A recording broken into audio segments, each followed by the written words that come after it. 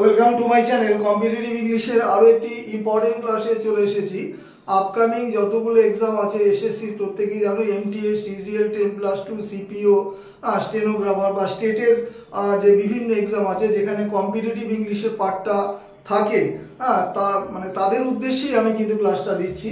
যে appropriate preposition ভীষণ important class. এর আগের ক্লাসগুলোতে আমি বলেছি এটাকে আমরা স্কোরিং পার্ট বলবো, কারণ প্র্যাকটিস করলে কিন্তু ডাইরেক্ট কমন পেয়ে যাবে। এখান থেকে কিন্তু ম্যাক্সিমাম বা সম্পূর্ণ নম্বরটা নিয়ে আসা যায়। চলো স্ক্রিনশটের জন্য কয়েক সেকেন্ড সময় দিচ্ছি। ক্লাস শুরু করি। This is Sushant sir. যে যেখানে কম্পিটিটিভ ইংলিশের পার্টটা পড়ো না কেন, ভালো করে শুনবে কথাটা।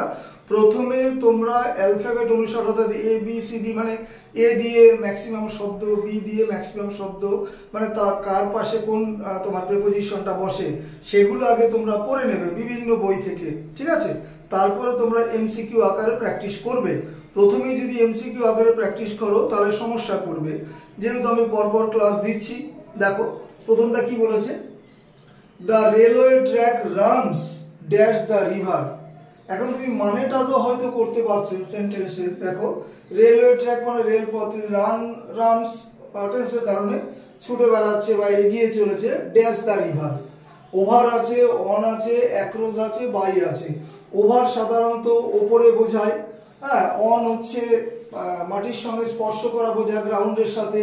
অ্যাক্রস হচ্ছে ডান দিক বাদিক, ডান দিকে রিভার থাকলে মানে আড়াআড়ি বোঝায়। অ্যাক্রসের বাংলা মানে আড়াআড়ি, আর বাই মানে সাধারণত পাশে।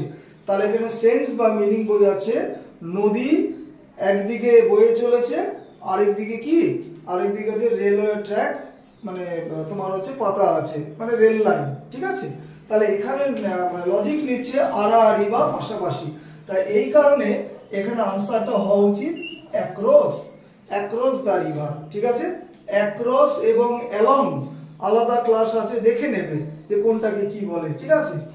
আচ্ছা, next, he does not approve. Direct appropriate preposition খুব একটা বোঝানোর উপায় নেই। অ্যাপ্রুভ মানে কি, অনুমোদন করা। তাহলে অ্যাপ্রুভের সাথে অ্যাপ্রোপ্রিয়েট প্রিপোজিশন নেবে অফ। আগেরটা যেমন একটু লজিক দিয়ে বোঝানোর ব্যাপার ছিল, এখানে কিন্তু অত লজিক দিয়ে বোঝাবার কিছু নেই। অ্যাপ্রুভের সাথে কি নেবে, অফ। বাংলা মানে অনুমোদন করা। যারা একদম বিগিনার্স, বেঙ্গলি মিনিংটা আমি বলবো, লিখে নেবে, ঠিক আছে? অনুমোদন করা। Next, the soldiers charged dash their enemy. সৈনিকরা তাদের শত্রুপক্ষের উপর ঝাঁপিয়ে পড়েছিল, মানে অ্যাটাক করেছিল, ঠিক আছে? এখানে চার্জড এর সাথে প্রিপোজিশন নেবে হচ্ছে অ্যাট, অ্যাটাক করা অর্থে, আক্রমণ করা অর্থে, ঠিক আছে? Charge at.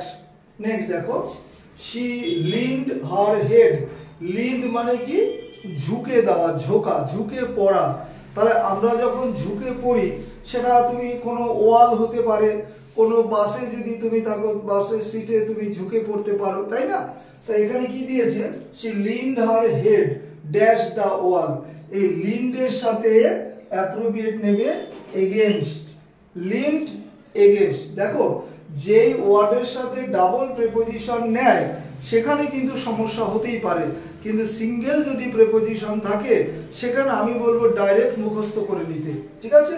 Leaned against. Next 5 নম্বর দেখো, my brother is good. WBCS এ দেওয়া, বিভিন্ন এক্সামে দেওয়া, গুড হোক বা ব্যাড হোক, ডান দিকে দেখো সাবজেক্ট আছে, কি আছে, ইকোনমিক্স একটা সাবজেক্ট। তাহলে এখানে গুডের সাথে অ্যাপ্রোপ্রিয়েট প্রিপোজিশন কি নেবে, at. Good at economics, bad at economics, ঠিক আছে? নেক্সট 6 নম্বর দেখো, উই ওয়ার শকড। শকড মানে কি, দুঃখিত, আঘাতপ্রাপ্ত। এর সাথে অ্যাপ্রোপ্রিয়েট প্রিপোজিশন নেবে অ্যাট, শকড অ্যাট, ঠিক আছে? এবার অনেক সময় দেখো, একটু বোঝার চেষ্টা করো, ব্ল্যাঙ্কসের ডান দিকের পার্টটা ভার্ব আছে, ভার্ব মানে V1 আছে, সেখানে কিন্তু শূন্য স্থানে বা ব্ল্যাঙ্কসে টু বসিয়ে ওটা ইনফিনিটিভ আকারে করে নেয়, ঠিক আছে? আচ্ছা যাক, সেটা অন্য প্রশ্ন। তাহলে we were shocked at his words. তার কথায় আমরা দুঃখ পেয়েছিলাম, তাই না, আঘাত পেয়েছিলাম। নেক্সট, খুব ইম্পর্টেন্ট এটা, দ্য ক্লাইমেট ইজ নট, ঠিক আছে, কন্ডুসিভ, উচ্চারণটা হচ্ছে কন্ডুসিভ, অনেকে কন্ডিউসিভও বলে, যে কন্ডুসিভ ড্যাশ হেলথ। এই কন্ডুসিভ শব্দটার অর্থ হচ্ছে সহায়ক, ঠিক আছে, সহায়ক। এর সাথে অ্যাপ্রোপ্রিয়েট নেমে হচ্ছে টু, কন্ডুসিভ টু হেলথ, অর্থাৎ এই জলবায়ুটা স্বাস্থ্যের পক্ষে সহায়ক নয়, এরকম।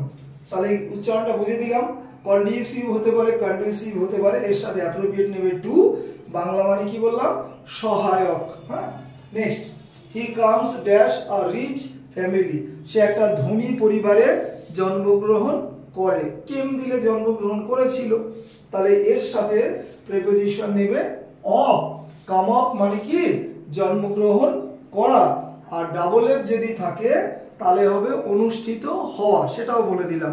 এই হচ্ছে ইম্পর্টেন্ট, দেখো 8টা অ্যাপ্রোপ্রিয়েট প্রিপোজিশনের ক্লাস। বারবার বলি যে ভোকাবুলারি পার্ট কিন্তু ফেসবুক থেকে দেখে নেবে, ঠিক আছে, synonym, antonym, idioms, one word, এগুলো যেহেতু একটু কনসেপচুয়াল, সবকটা হয়তো নয়, সেহেতু আমি এগুলো ভিডিও ক্লাসে বেশি দেবো। যাই ক্লাস শেষ করলাম, হ্যাভ এ গুড নাইট।